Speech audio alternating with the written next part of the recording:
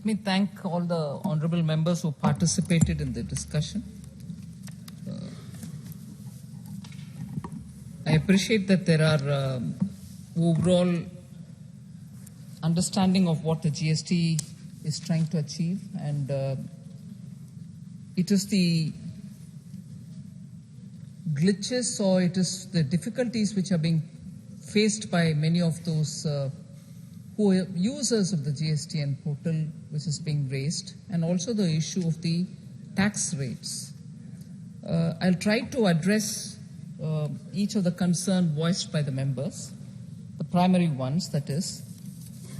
I thank Member Nishikant Dubey for having given a comprehensive overall picture of where the GST is today and from where it has reached here. Member from Indore, Sri Lalwani ji, of course, expressed his concern that there is one tribunal which is being announced from Bhopal for Madhya Pradesh.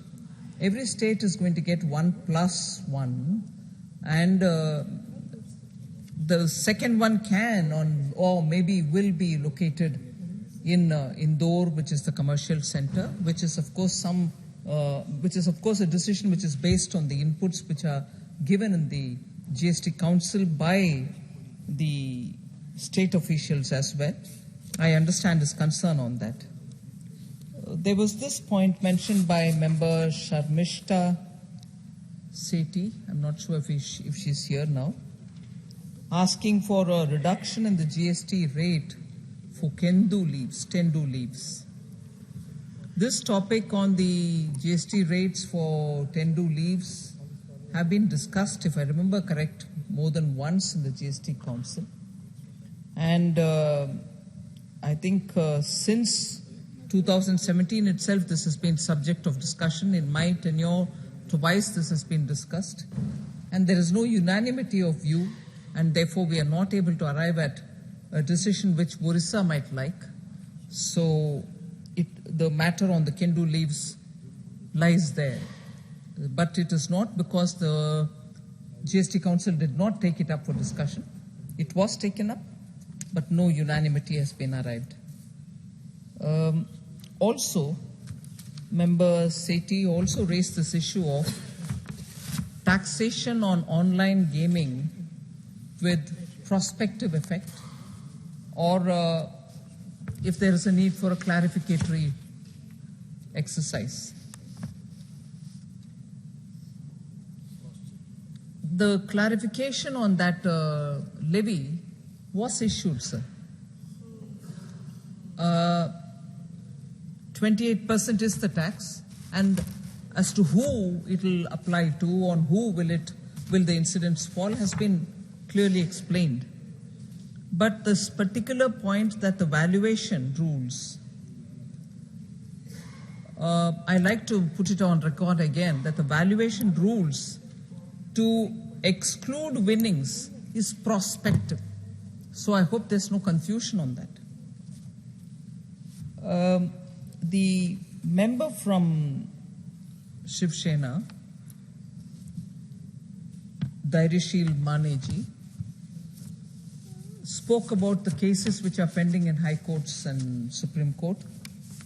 And now that we are bringing in a legislation with amendments for setting up of the tribunal for appellate tribunal, GST's appellate tribunal. And this particular amendment, of course, is looking at the age limits so that it will be in alignment with the rest of the tribunals. I'd like to inform the honorable member that the taxpayer is at his liberty to withdraw from the High Court, from the Supreme Court, and go to the tribunal which is getting set up, so that his case can be speeded up now that there's a new bench which is established at the states and the appellate which is in Delhi. So it is well within the right of the taxpayer who can take it up further, or withdraw from there and come over to the... Sir, honorable member from Andhra Pradesh has raised quite a few issues on the GST and the fact that there are eight slabs, and that the penalty levied on MSMEs and so on. First of all, sir, on rate rationalization, there is a group of ministers which is formed within the GST. It has had a few sittings, but because the chairman of the committee was the chief minister, the former chief minister of Karnataka, and now that there's a change of government in Karnataka, the committee's chairman's name will also have to be re-looked at.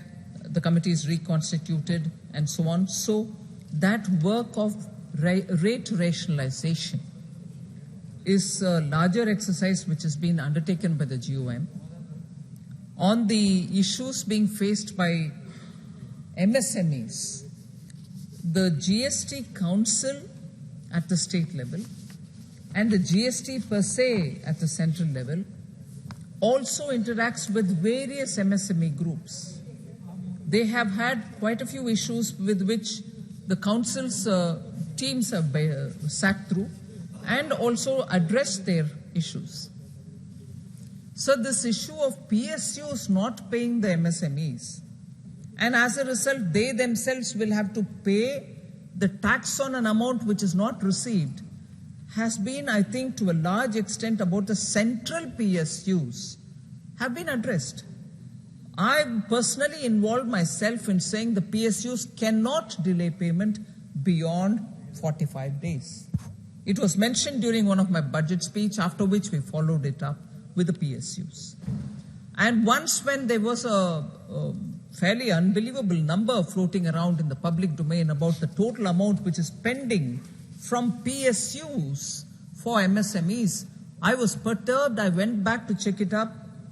This understanding that PSU means central may not always be correct, sir. Yes, there are PSUs, central PSUs, which owe money to the MSME, and all of us ministers have been very keenly observing them that the delay should not be beyond 45 days, and the central PSUs largely now go by that understanding. But however, I don't have an authority to speak about state PSUs, and it is not a secret that state PSUs who owe a large amount to the MSMEs. And the problem therefore remains for the MSMEs, but it is outside of my realm. It is very much the realm of the states, where the same concern for MSME should be understood by the state governments, and they should quickly clear the bills. I would like to inform the member that this budget, which was read out on the 1st February 2023, we made it a point to say that large companies cannot benefit from claiming those fiscal incentives and other incentives which are given to them without paying the dues to the MSMEs, as they would normally show it as an expenditure, that expenditure which is going as payments to the MSME, and as a result, that expenditure should not be taxed, is the common sense understanding. But you have not paid them. And without paying them, if any company shows it as an expenditure, they cannot draw the claims for having spent that money when actually you have not spent it. You have not paid the MSMEs. So we brought that change in this particular budget so that these advantages which accrue to the larger companies without actually paying the smaller companies should not accrue till actually they make the payment, whichever fiscal year it may be. So we have been fairly sensitive to the needs of the MSMEs.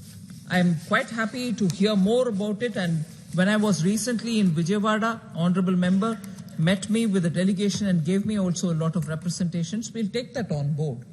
So that being my reply to all those Honorable Members who spoke about it, I'm very grateful, sir, and I seek the House and its cooperation to pass this amendment.